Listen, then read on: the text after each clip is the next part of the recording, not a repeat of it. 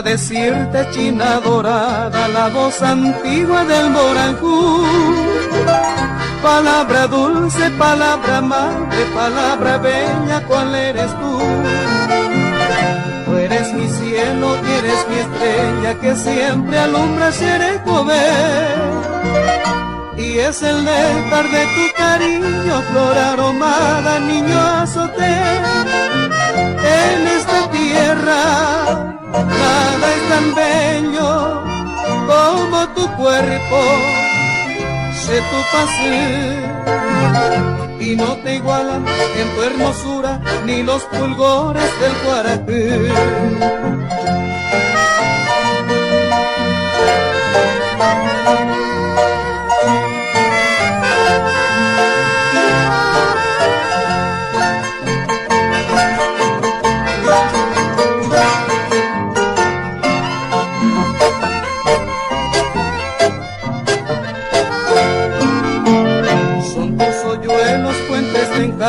Por cuya causa se taroba, son dos capuños de pasionaria, la flor silvestre en Burucuyá.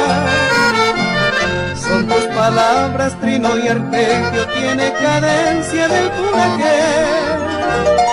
Es el motivo de 100 poemas que siempre inspira Chepuraqué. Tienen tus ojos tierna tristeza y la negrura del Ibapurú, el centelleo de dos puñales que languidecen el Caarú, el centelleo de dos puñales que languidece el Caarú.